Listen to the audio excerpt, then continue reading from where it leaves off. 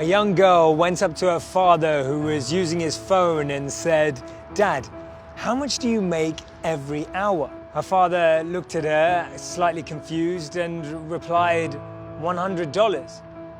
She looked back at him and said, "Dad, can I get $50? He looked even more confused and hesitatingly reaching to his pocket and handed her $50. She then reached into her back pocket, took out another $50 and said, "Dad, here is $100. Can I have an hour of your time?"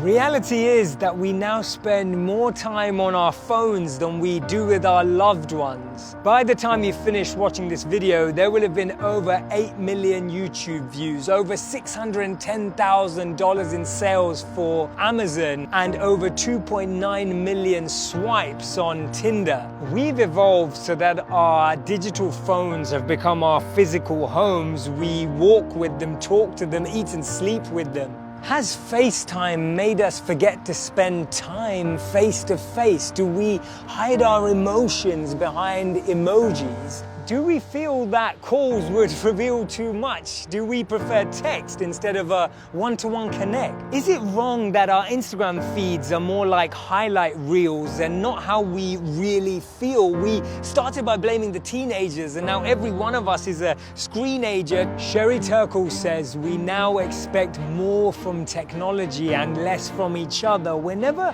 alone, but still lonely, alone together. And we're meant to use things and love people, but today we use people and love things. For 80% of us, the first and last thing we see in our day is our phones. Parted from them, we feel lost. 70% of us turn to our phones in crowds just to look busier.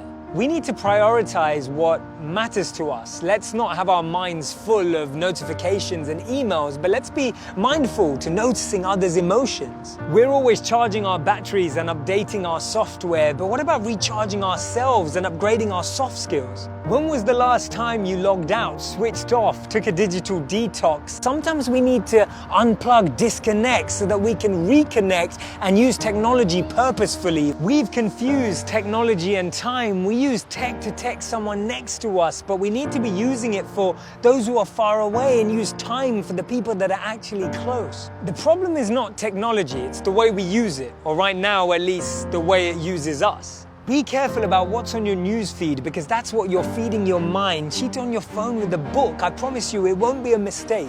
Don't make someone compete for your attention against your phone. Give it to them and let them surprise you. Create no technology times and zones in your home so that the ones who love you can hear your voice and not just your ringtone. Your phone has already replaced your camera, your calendar, and your alarm clock. Don't let it replace the people who matter.